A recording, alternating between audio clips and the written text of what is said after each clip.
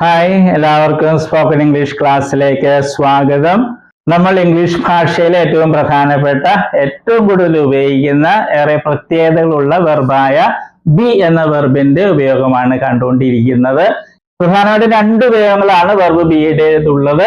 ഒന്ന് അവസ്ഥയെ കാണിക്കാൻ വേണ്ടി, ഞാൻ ദുഃഖിതനാണ്, ഞാൻ സ്മാർട്ടാണ്, അല്ലെങ്കിൽ ഞാനൊരു അധ്യാപകനാണ്, അങ്ങനെ കാണിക്കാൻ വേണ്ടി ഉപയോഗിക്കും. മറ്റൊന്ന് സാന്നിധ്യത്തെ കാണിക്കാൻ, അവൻ വീട്ടിലുണ്ട്, അങ്ങനെ സാന്നിധ്യത്തെ കാണിക്കാൻ വേണ്ടിയും വെർബ് ബിയുടെ രൂപങ്ങൾ ഉപയോഗിക്കും. അപ്പൊ നമ്മളിപ്പോ കാണുന്നത് പ്രസന്റ് ഫോമിലുള്ള ഉപയോഗങ്ങളാണ് കണ്ടുകൊണ്ടിരിക്കുന്നത്. നമ്മൾ കണ്ടതുപോലെ വെർബ് ബിക്ക് പ്രസന്റ് ഫോമിൽ 3 രൂപങ്ങളുണ്ട്. ആം ഉണ്ട്, ഈസ് ഉണ്ട്, ആർ ഉണ്ട്. ഇത് ഈ വെർബിന്റെ ഒരു പ്രത്യേകത. വേറെ ഒരു വെർബിന് ഇംഗ്ലീഷിൽ ഇങ്ങനെ 3 രൂപങ്ങളില്ല. മറ്റെല്ലാ വെർബ്സിനും 2 രൂപങ്ങളേ ഉള്ളൂ, സിംഗുലറും പ്ലൂറലും. കം, കംസ്, ഗോ, ഗോസ് അങ്ങനെ പറയും അല്ലെ. പക്ഷെ ഇവിടെ ഈസ് എന്നുള്ളതാണ് സിംഗുലർ, ആർ എന്നുള്ളത് പ്ലൂറല്. പിന്നെ മൂന്നാമത് പറഞ്ഞാൽ ആം. ഈ ആം എന്തിനു വേണ്ടിയാണ് ഉപയോഗിക്കുന്നത്? ഐക്ക് വേണ്ടി മാത്രമായിട്ടുള്ളതാണ്. ഇത് ഈ വെർബിന്റെ ഒരു പ്രത്യേകതയാണ്. വേറെ ഒരു വെർബിന് ഇംഗ്ലീഷിൽ ഇങ്ങനെ 3 ഇല്ല. പിന്നെ ഐയെ കുറിച്ച്, ഐ എന്നുള്ളത് ഞാൻ, ഒരാളുള്ളെങ്കിലും ഇംഗ്ലീഷിലെ മിക്കപ്പോഴും ഇത് പ്ലൂറലായിട്ടാണ് ഉപയോഗിക്കുന്നത്. ചിലപ്പോൾ സിംഗുലർ ആയിട്ട് ഉപയോഗിക്കും ഐ. അത് നമ്മൾ കാണാം. ഈ ചില സ്ഥലങ്ങളിൽ ഇതുപോലെ പ്രത്യേകമായിട്ട് ഉപയോഗിക്കും. അപ്പൊ ഐ എന്നുള്ളത് മിക്കപ്പോഴും പ്ലൂറലായിട്ട് ഉപയോഗിക്കുന്നു, ചിലപ്പോൾ സിംഗുലർ ആയിട്ട് ഉപയോഗിക്കും, ചിലപ്പോൾ പ്രത്യേകമായ രീതിയിൽ ഇന്ന് കാണുന്നത് പോലെ ഉപയോഗിക്കും. ഇന്നലെ കഴിഞ്ഞ ക്ലാസ്സിൽ ഒരു വാചകം കണ്ട്, ഐ ആം ഹാപ്പി, ഞാൻ സന്തോഷവാനാണ്. നമുക്ക് അത് മലയാളത്തിൽ എനിക്ക് സന്തോഷമാണ് അങ്ങനെയും തർജ്ജമ ചെയ്യാമെന്ന് കണ്ടു. അതിന്റെ ചോദ്യം, അപ്പൊ ഇതിന്റെ ചോദ്യം എങ്ങനെയാണ്? നമ്മൾ ഇംഗ്ലീഷിൽ ചോദ്യം ഉണ്ടാക്കുന്നത് വെർബിന്റെ ആദ്യത്തെ ഭാഗം കൊണ്ടൊന്ന് മുന്നിലെടുക്കുകയാണ്. വെർബിന്റെ ആദ്യത്തെ ഭാഗം കൊണ്ടൊന്ന് മുന്നിലെടുക്കാൻ. ഐ വിൽ ഗോ, ഞാൻ പോകും. ചോദ്യം വിൽ ഐ ഗോ. നമ്മൾ അതൊക്കെ കണ്ടതാണ്. എന്നാൽ ഇംഗ്ലീഷിൽ ചില വാചകങ്ങളിൽ വെർബിന് ഒരു കഷ്ടം ഉണ്ടാവുള്ളൂ, അവൻ പോകാറുണ്ട്, ഹി ഗോസ്. അപ്പൊ നമ്മൾ കണ്ടു, അതിനെ 2ആയിട്ട് മുറിക്കുക. അപ്പൊ ഡസും ഗോയും കിട്ടും. എന്നിട്ട് ഡസിനെ കൊണ്ടുവന്ന് മുമ്പിലിട്ട് ഡസ് ഹി ഗോ, അവൻ പോകാറുണ്ടോ എന്ന് ചോദിക്കും. നമ്മൾ നേരത്തെ കണ്ടതാണ്. അപ്പൊ ഇത് പക്ഷെ ഇവിടെ ഈ വെർബിനെ ഇംഗ്ലീഷുകാർ മുറിക്കുകയൊന്നുമില്ല. വലിയ ആദരവായി വെർബിനോട്. അവർ അതേപടി തന്നെ മുന്നിൽ കൊണ്ടുവന്നിടുകയുള്ളൂ, അല്ലാതെ ഇതിനെ 2ആക്കി മുറിക്കുകയൊന്നുമില്ല. അതാണ് ഈ വെർബിന്റെ വേറൊരു പ്രത്യേകത. ധാരാളം പ്രത്യേകതകളുണ്ട്, അതിന്റെ വേറൊരു പ്രത്യേകതയാണ്. അപ്പൊ ഈ ഐ ആം ഹാപ്പി, ഞാൻ സന്തോഷവാനാണ്. അപ്പൊ ആം മുമ്പിൽ കൊണ്ടുവന്നിട്ടാ മതി. Am I happy. നിങ്ങൾ അങ്ങനെ പഠിക്കണേ. ആം ഐ ഹാപ്പി അല്ല, ആം ഐ ഹാപ്പി, ഞാൻ സന്തോഷവാനാണോ. എഴുതുമ്പോ ക്വസ്റ്റ്യൻ മാർക്ക് കൊണ്ടിരുന്നു. ആം ഐ സ്മാർട്ട്, ഞാൻ സ്മാർട്ട് ആണോ. ആം ഐ ടയേർഡ്, ഞാൻ ക്ഷീണിതനാണോ. ആം ഐ എഫിഷ്യന്റ്, ഞാൻ കാര്യക്ഷമതയുള്ളവനാണോ. അതുപോലെ ഇതെല്ലാം പ്രാക്ടീസ് ചെയ്യണം. അതുപോലെ ആം ഐ എ ടീച്ചർ, ഞാനൊരു അധ്യാപകനാണോ. ആം ഐ എ സ്റ്റുഡന്റ്, ഞാനൊരു സ്റ്റുഡന്റ് ആണോ, വിദ്യാർത്ഥിയാണോ. ഇതുപോലുള്ള വാക്കുകൾ വേറെയുണ്ട്, നമ്മളത് പ്രാക്ടീസ് ചെയ്യണം. ആം ഐ എ വൈഫ്, ഞാനൊരു ഭാര്യയാണോ. ആം ഐ എ ഡോക്ടർ, ഞാനൊരു ഡോക്ടറാണോ. ആം ഐ എ ഫാമർ, ഞാനൊരു കർഷകൻ, കൃഷിക്കാരനാണോ. അപ്പൊ ക്വസ്റ്റ്യൻ എഴുതുമ്പോൾ ആൻ മുമ്പിലിട്ട് വെച്ചാൽ മതി. ഇനിയുള്ളത് ആം ഐ ഹെർ ബ്രദർ, ഞാൻ അവളുടെ ബ്രദർ ആണോ. Am I their friend, am I their friend, അങ്ങനെ പ്രാക്ടീസ് ചെയ്യണേ. ആം ഐ ദെയർ ഫ്രണ്ട്, ഞാൻ അവരുടെ ഫ്രണ്ട് ആണോ. ആം ഐ ഹിസ് ടീച്ചർ, ഞാൻ അവന്റെ അധ്യാപകനാണോ. ആം ഐ ദെയർ ഗൈഡ്, ഞാൻ അവരുടെ ഗൈഡ് ആണോ. ഇങ്ങനെ നമ്മൾ പ്രാക്ടീസ് ചെയ്യണം. എല്ലാ ക്ലാസ്സിലും പറയുന്ന പോലെ ഒരാളെ കൂടി ഇംഗ്ലീഷ് പഠിക്കാൻ താല്പര്യമുള്ള ഒരാളെ കൂടി കണ്ടെത്തിയിട്ട് പ്രാക്ടീസ് ചെയ്യണം. ഒരാൾ മലയാളം പറയുന്നു, മറ്റേ ഇംഗ്ലീഷ് പറയുന്നു. ഞാൻ സന്തോഷവാനാണോ. ആം ഐ ഹാപ്പി. അത് നമുക്ക് ഇങ്ങനെ പറയാം, എനിക്ക് സന്തോഷമാണോ. ആം ഐ ഹാപ്പി. ഇങ്ങനെ ഈ വാചകം 10 പ്രാവശ്യമെങ്കിലും ആവർത്തിക്കണം. ഇതുപോലെ അർത്ഥമുള്ള വാചകങ്ങൾ ഉണ്ടാക്കാൻ നോക്കുക. അങ്ങനെ പ്രാക്ടീസ് ചെയ്യുക. ഓക്കെ, ഇനി വെർബിന്റെ ലിസ്റ്റ് പതിവുള്ളതുപോലെ വരുന്നുണ്ട്, അത് പഠിക്കുക. All the best. നമ്മൾ വെർബുകളാണ് കാണുന്നത്. വെർബ്സ് എന്ന് പറയുന്നത് ക്രിയകള് അല്ലെ, വരിക, പോവുക എന്നൊക്കെ പറയുന്നതാണ് വെർബ് അല്ലെ ക്രിയകള്. അപ്പൊ വെർബിന് അല്ലെ ക്രിയക്ക് ധാരാളം രൂപങ്ങളുണ്ട്. ഉദാഹരണമായിട്ട് മലയാളത്തിൽ എഴുതുക എന്ന ക്രിയ അല്ലെങ്കിൽ വെർബ് എടുക്കുക, അങ്ങനെ ഒത്തിരി രൂപങ്ങൾ. എഴുതുക, എഴുതും, എഴുതുകയാണ്, എഴുതിയിട്ടുണ്ടായിരുന്നു, എഴുതുവാൻ, എഴുതുമായിരുന്നു, എഴുതണമായിരുന്നു, അങ്ങനെയൊക്കെ ധാരാളം രൂപങ്ങൾ മലയാളത്തിലുണ്ട്. അതുപോലെ ഇംഗ്ലീഷിലുണ്ട് ധാരാളം ഫോംസ്, രൂപങ്ങളുണ്ട്. അതിൽ 4 എണ്ണമാണ് ഇംഗ്ലീഷിലെ ഏറ്റവും പ്രധാനപ്പെട്ട രൂപങ്ങൾ. അതേതൊക്കെയാണ്? ഫോം എന്ന് വെച്ചാൽ രൂപം. Base form, present form, past form, past participle form. ഈ 4 രൂപങ്ങളാണ് ഏറ്റവും പ്രധാനപ്പെട്ടത്. കാരണം ഇംഗ്ലീഷില് എല്ലാ ടെൻസ് എന്ന് പറയുന്നത് അത് മറ്റൊക്കെ ഉണ്ടാക്കുന്നത് ഈ 4 ഏതെങ്കിലുമൊക്കെ ഉപയോഗിച്ചാണ് ടെൻസും മറ്റും ഉണ്ടാക്കുന്നത്. അപ്പൊ ഈ 4 അറിഞ്ഞിരിക്കണം, എങ്കിലേ ഇംഗ്ലീഷ് സംസാരിക്കാനും എഴുതാനൊക്കെ സാധിക്കുകയുള്ളൂ. ഉദാഹരണമായിട്ട് ബേസ് ഫോം അല്ലേ, ഉദാഹരണമായിട്ട് റൈറ്റ് എന്ന വെർബ് എടുക്കുന്നു. അതിന്റെ അർത്ഥം എന്താണ്? എഴുതുക. പ്രസന്റ് ഫോമില് റൈറ്റ് ഉണ്ട്, റൈറ്റ്സും ഉണ്ട്. ഇത് പ്ലൂറലാണ്, ഇത് സിംഗുലർ ആണ്.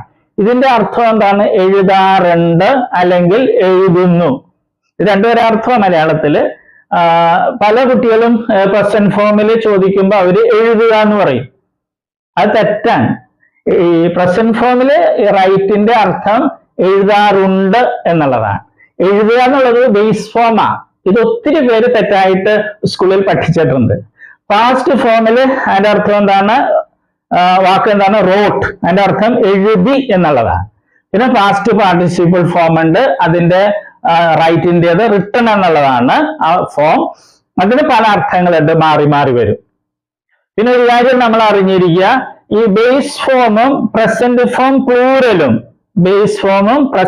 പ്ലൂറലും ഇംഗ്ലീഷ് ഭാഷയിലെ വെർബുകൾക്ക് ഒരെണ്ണത്തിനൊഴികെ, ബി എന്ന വെർബിനൊഴികെ ബാക്കി എല്ലാ വെർബുകൾക്കും ഒരേപോലെയാണ്.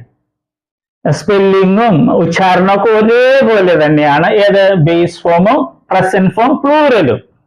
അർത്ഥം വ്യത്യാസമുണ്ട്. ബേസ് ഫോമില് എഴുതുക എന്നുള്ളതാണ് റൈറ്റ് എന്ന് പറയുമ്പോൾ, പ്രസന്റ് ഫോമില് റൈറ്റ് എന്ന് പറയുമ്പോൾ എഴുതാറുണ്ട് എന്നുള്ളതാണ്.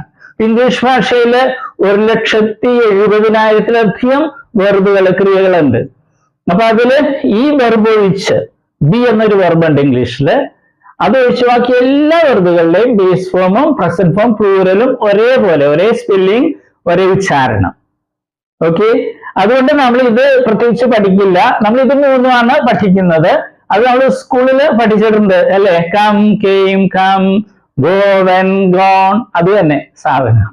പിന്നെ നേരെ ഒരു കാര്യവും കൂടി, ഇംഗ്ലീഷിൽ നേരത്തെ പറഞ്ഞു 1,70,70,000 വെർബ്സ് ഉണ്ട്. അതിൽ ഭൂരിഭാഗം വെർബുകളുടെയും ഈ പാസ്റ്റ് ഫോമും പാസ്റ്റ് പാർട്ടിസിപ്പിൾ ഫോമും ഉണ്ടാക്കുന്നത് ഈ പ്രസന്റ് ഫോമിന്റെ കൂടെ ഡി അല്ലെങ്കിൽ ഇ ഡി എന്ന് കൂട്ടിച്ചേർത്താണ്.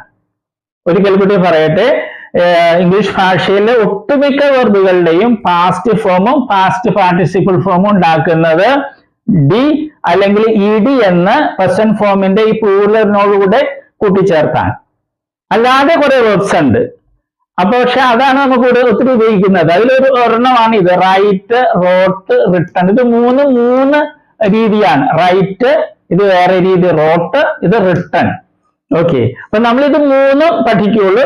നേരത്തെ പറഞ്ഞതുപോലെ ഇത് പ്രത്യേകിച്ച് പഠിക്കേണ്ട കാര്യമില്ല, ബേസ് അർത്ഥം അറിഞ്ഞിരുന്നാൽ മതി. ഓക്കെ, ഇപ്പൊ കമ്മിന്റെ അർത്ഥം എന്ന് പറഞ്ഞാൽ വരിക. ബേസ് ഫോമിൽ കം എന്ന് പറഞ്ഞാൽ വരിക എന്നായിരിക്കും. പ്രസന്റ് ഫോമില് വരാറുണ്ട് എന്നായിരിക്കും അർത്ഥം. ഉച്ചാരണവും സ്പെല്ലിങ്ങും ഒന്ന് തന്നെയായിരിക്കും. അപ്പൊ നമ്മളിത് 3 സ്കൂളിൽ നമ്മൾ പഠിച്ചിട്ടുണ്ട്. അത് ശരിയായിട്ടൊന്ന് മനസ്സിലാക്കണമെന്നേ ഉള്ളൂ. നമ്മളൊരു 16 ലിസ്റ്റ് വെർബുകൾ ഉണ്ടാക്കിയിട്ടുണ്ട്. ഏറ്റവും കൂടുതൽ ഉപയോഗിക്കുന്ന വെർബ്സ് ആണ്. ഇടിയും ചേർത്തതും ഉണ്ട്, പിന്നെ ഈ പ്രത്യേകതയുള്ള വെർബ്സും ഉണ്ട്. അത് നമ്മൾ പഠിക്കണം.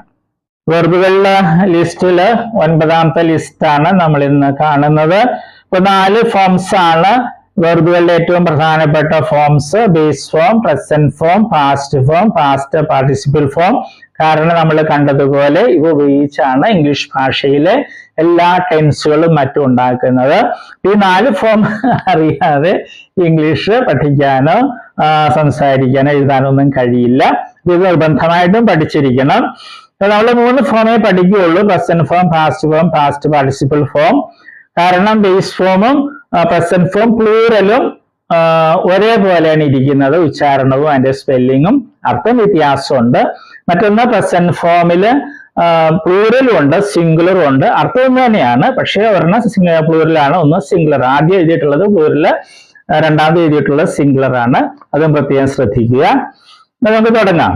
Dig, dug, dug, stick, stuck, stuck, spin, spun, spun, sting, stung, stung, cling, clang, clang, fling, flang, flang, sling, slang, slang.